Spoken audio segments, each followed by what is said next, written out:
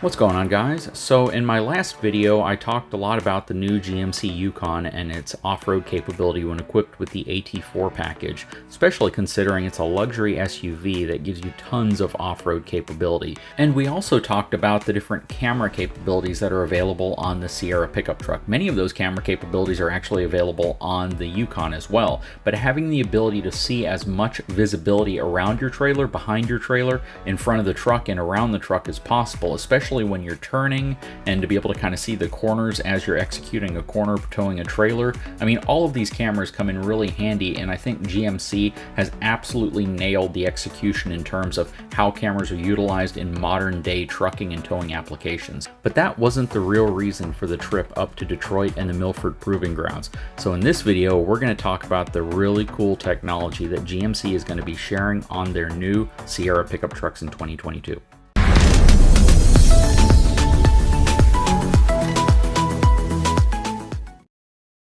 Now let's talk about the good stuff. So the point of this trip wasn't really to focus on the Yukon AT4. It was to focus on a really cool piece of technology called Super Cruise. So you may be asking yourself, what is Super Cruise? Well, Super Cruise is the first true hands-free driving assistance feature for compatible roads, and it's been available on certain Cadillac models ranging from model year 2018 through 2021, and some models that will be coming in the future.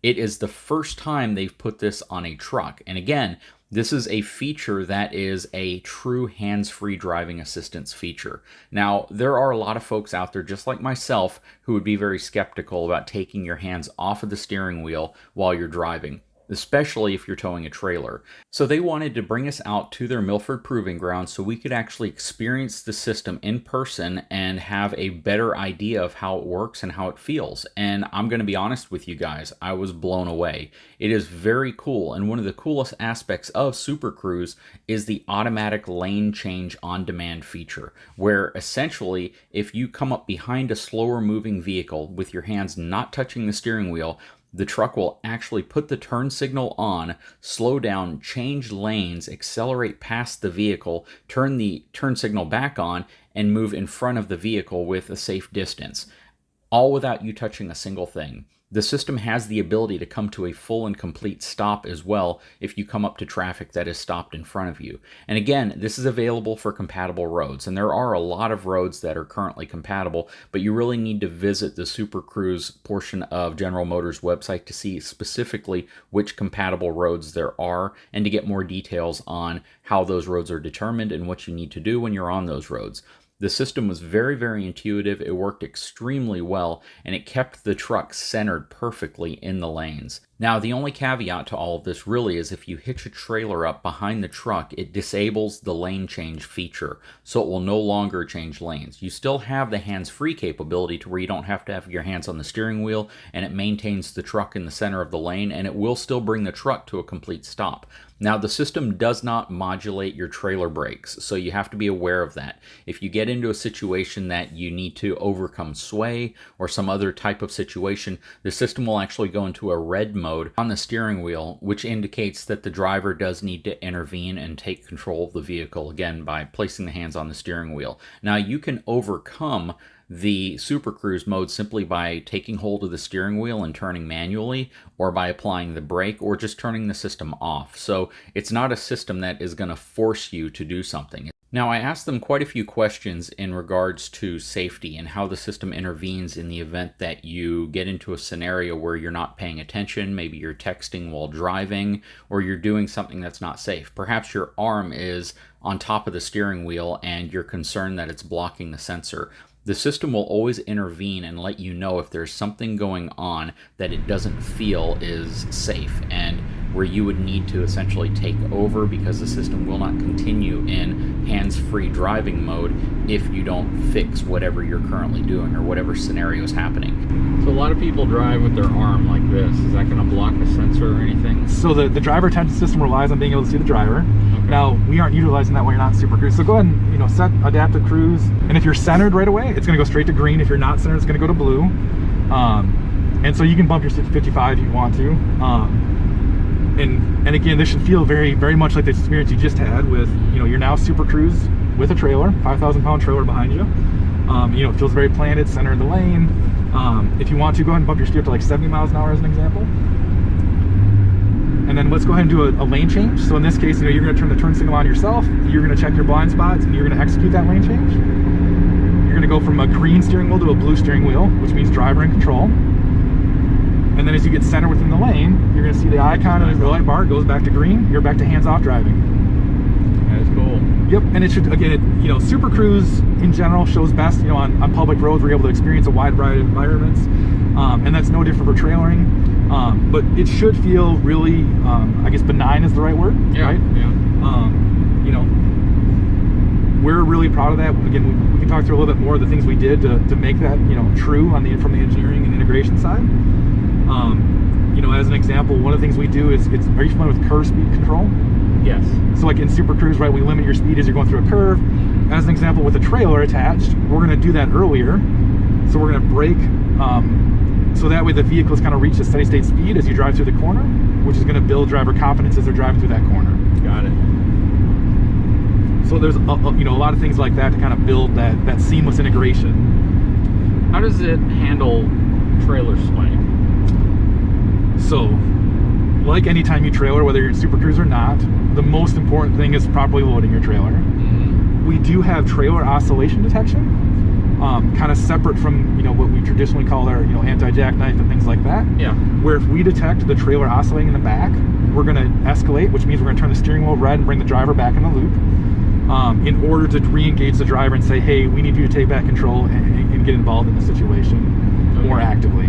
So if, let's say that we have this trailer balanced incorrectly, and all of a sudden we get into a high sway event where the trailer starts moving back and forth on us. The trailer, if we're in Super Cruise, or the truck in Super Cruise, will detect that, move to a red, let you know that you need to intervene. You take back over. But does the truck manage trailer brake control or anything like that to try to bring the trailer back in line, or does it at that point essentially try to hand it over to the driver so the driver can do whatever they need to do? So there's nothing specific for the Super Cruise control to activate specifically the trailer brakes for the situation type here. I'm not the expert, I guess, on trailering. The trailering, you know, braking functions that are kind of inherent in the Sierra. So we might have to get somebody else to, you know, we discuss that question. And we're going to stage in the second lane from the right. When you're comfortable, you can engage adaptive cruise at about 60 miles per hour. Okay, so on the left, we have the Yep, right here. This one is adaptive cruise there. Right here. Yep. So if you hit that again, that'll turn it on, and then you'll see this indicator up there. You can set your speed by going up and down. Okay. So you can move that little button there up and down to set your speed. There you go, 51. So we bump that up to 60. That way he knows what our set speed is. This icon here is a Super Cruise icon. When it's gray, that tells you Super Cruise is available. You're on a road, it's ready to assist. And then you can hit that Super Cruise button there anytime that's available. Once the light bar turns green, you can go ahead and take your hands off the wheel when you're comfortable, and you will be Super Cruising. So I'll walk you through this first auto lane change. I talked a little bit about the radars and what they're doing. So this gentleman here ahead of us, he's going to stimulate traffic. He's going to pass us, come into our lane. Our vehicle is going to sense that he's ahead of us. It'll pick him up as a target. He's going to slow down, so we'll begin encroaching upon him. Because he's going to go slower than our set speed, auto lane change is going to make the decision to make the lane change. You just heard the beep to let you know that we're going to be changing lanes. And we also have cluster messages to let you know what the system is doing. So it was looking for an opening, it found one, and it completed the lane change. Yeah, that's pretty cool, man. Now, if there are lanes open to the right, we don't want to keep you hung out in the fast lane, so we will change lanes back to your original lane once we've passed that slower traffic. It's auto lane change. Yeah, that is cool. So there may be different scenarios that you could get into on the freeway. Not only do we pass slower traffic on the left, if that left lane were congested and the right lane were open, we will also pass on the right. And we'll also utilize auto lane change to get you out of a lane that may be ending. So if you're in a lane that's ending, say, a half a mile or a mile ahead, we'll use auto lane change to get you into a valid lane that is continuing, so you can continue to super cruise. So let's say you have heavy congestion. you have heavy traffic in an area where, you know, let's say you're driving through a big city. So what am I going to do? Oh, he's just demonstrating again. Yeah, we'll do a couple of these. Okay. So you get a feel for it. So yeah, you have heavy congestion, you have a lot of traffic going on, and it doesn't appear as if there would be an opening for you to actually auto lane change or even lane change into. Will the system just notify you that you need to take control, or that it's going to stop? How does it interact? So Super Cruise is full speed range. It operates from 0 all the way to 85 miles per hour. So if you're on a congested road where it does go down to a stop or a standstill, Super Cruise will still remain engaged. You'll go all the way down to a stop without you having to interact, other than the driver attention system making sure that you're paying attention to the road. So as long as you're paying attention, you will Super Cruise all the way down to a standstill. As soon as traffic begins creeping or moving forward, you will begin moving forward as well, maintaining your gap setting that you have to the vehicle ahead of you. Okay. And I guess the other thing I was kind of saying, so let's say that we're in this lane and this lane's ending, but this lane is full of traffic, and I don't have the ability to merge into that lane. Will it bring me down to a full stop in this lane, and then when it senses an opening, take back off again, or will I have to disengage and re-engage it? It will look for an opening as long as that's a valid lane that continues and it's not ending. If the lane is going to end, say, a half a mile up, we won't do an auto lane change into that lane, because odds are we can't get you back into the host lane. You can, however, take over. As with anytime you're in Super Cruise, you can take over control and do a lane change. In that scenario, you could do a lane change on demand by manually hitting the turn signal stalk, and you would perform that lane change if there is an opening over there.